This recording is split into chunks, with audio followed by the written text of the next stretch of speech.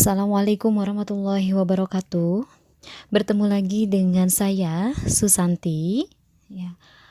Pada pertemuan kali ini, kita akan membahas tentang hasil praktikum pengujian sifat larutan asam, basa, dan garam dengan menggunakan indikator buatan dan indikator alami. Yang pertama kita bahas dulu tentang pengujian sifat larutan asam basa dan garam menggunakan kertas lakmus.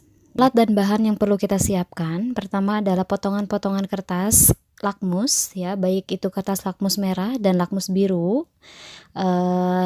Pada plat tetes, selanjutnya teteskan 2 tetes larutan cuka dapur, ya, pada kertas lakmus merah dan juga kertas lakmus biru. Setelah dicelupkan kertas lakmus merah dan biru, kita perlu mengeringkan dari kedua kertas lakmus tersebut, ya, baik disimpan di bawah terik matahari ataupun dengan dikipas-kipas, ya, supaya airnya meresap pada kertas lakmus, ya, dan perubahan warna yang terjadi sangat jelas, ya. Nah, dari hasil praktikum yang saya lakukan, ya, terdapat perubahan warna lakmus merah saat dimasukkan ke dalam cuka dapur, yaitu warnanya tetap merah. Sedangkan lakmus biru saat dimasukkan pada cuka dapur, warnanya menjadi merah, ya. Begitupun saat lakmus merah dimasukkan ke dalam deterjen, maka warna lakmus merah dia akan berubah menjadi biru, sedangkan lakmus biru ketika dimasukkan ke dalam deterjen maka warnanya tetap, ya, artinya tidak ada perubahan, ya. Nah, yang terakhir lakmus merah dicelupkan pada garam dapur, maka lakmus merah tersebut dia akan berubah menjadi biru, sedangkan saat lakmus biru dicelupkan ke dalam garam dapur maka warnanya tetap biru, ya. Dengan menggunakan alat indikator kertas lakmus merah dan biru, maka kita bisa mengetahui sifat dari larutan yang akan kita uji, ya, baik sifatnya asam ataupun basa. Nah, apabila kertas lakmus merah dia berubah menjadi biru, maka sifatnya dia adalah basa. Sedangkan apabila lakmus biru berubah menjadi merah, ya, maka sifat larutan tersebut adalah asam, ya. Untuk cuka dapur, ya, untuk cuka dapur karena dia memiliki hasil perubahan dari lakmus biru menjadi merah, maka cuka dapur dia dimasukkan ke dalam asam, ya. Sedangkan untuk deterjen dia dimasukkan ke dalam basa karena lakmus merah berubah menjadi biru, ya. Dan yang terakhir untuk garam dapur, ya, untuk garam dapur karena lakmus merah berubah menjadi biru, maka sifat dari larutan garam dapur adalah basa, ya. Itu untuk praktikum pengujian sifat larutan asam basa. Boleh dilihat pada gambar berikut. Untuk selanjutnya, kita akan melakukan beberapa uji bahan dalam kehidupan sehari-hari dengan menggunakan lakmus merah dan biru.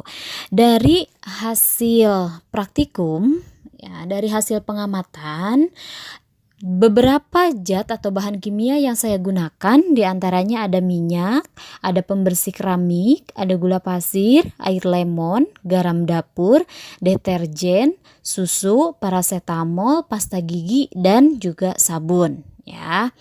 Dari beberapa zat atau bahan kimia yang saya gunakan dapat disimpulkan bahwasannya bahan yang bersifat asam itu diantaranya ada air lemon, ya. Bahan yang bersifat basa diantaranya ada pembersih keramik, garam dapur, deterjen, paracetamol, pasta gigi, dan juga sabun, ya. Yang terakhir ada bahan yang bersifat netral diantaranya ada minyak, gula pasir, dan juga susu, ya. Selanjutnya kita uji bahan kimia yang ada di lingkungan kita dengan menggunakan indikator alami. Ya, kita gunakan bahan-bahan dari dedaunan ataupun bunga yang ada di lingkungan kita. Ya, pertama siapkan alat dan bahan. Untuk bahannya yang saya gunakan adalah bunga pukul 10, bunga kertas, bunga anggrek, bunga asoka, dan juga kunyit. Ya, sedangkan larutan yang akan saya uji adalah asam cuka, ya, ada juga NaOH dan juga garam dapur, ya. Hasil dari pengamatan yang saya lakukan untuk asam, ya, terutama pada asam cuka, dia memiliki warna yang terang, ya, memiliki warna yang terang. Ya, di antaranya apabila diuji dengan menggunakan bunga pukul 10, maka warnanya dia menjadi kuning terang. Ya, apabila diuji dengan menggunakan bunga kertas, maka warnanya pink.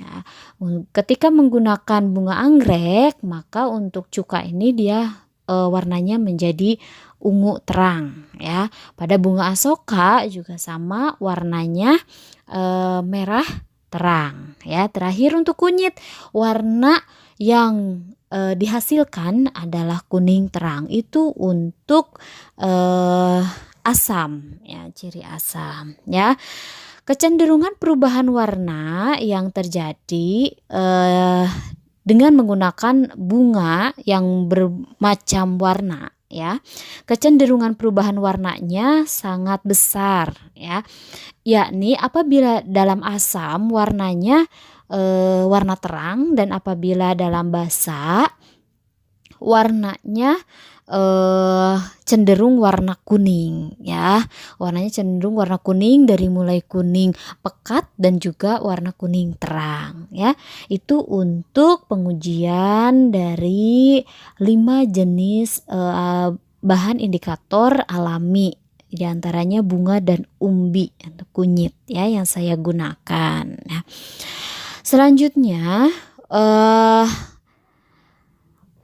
untuk indikator, ya, untuk indikator alam yang paling baik, ya, dijadikan uji sifat larutan asam basa, di antaranya ada bunga anggrek, karena kecenderungan warna yang dihasilkan, ya, kecenderungan samanya itu sangat jauh. Ya, jadi ketika diuji, semua larutan diuji dengan bunga anggrek, maka yang dihasilkan warnanya berbeda-beda dan itu sangat jauh warnanya, ya, tidak ada kemiripan, ya. Untuk asam dia warnanya pink, untuk basa warnanya kuning, ya, kuning terang, sedangkan untuk garam dia warnanya kehijauan, sehingga dapat dibedakan antara sifat larutan satu dengan sifat larutan yang lain. Begitupun dengan bunga anggrek dapat kita gunakan sebagai bahan untuk membuat kertas lakmus. Jadi kita siapkan dulu kertas saringnya, boleh menggunakan kertas saring ataupun menggunakan ketembat, ya.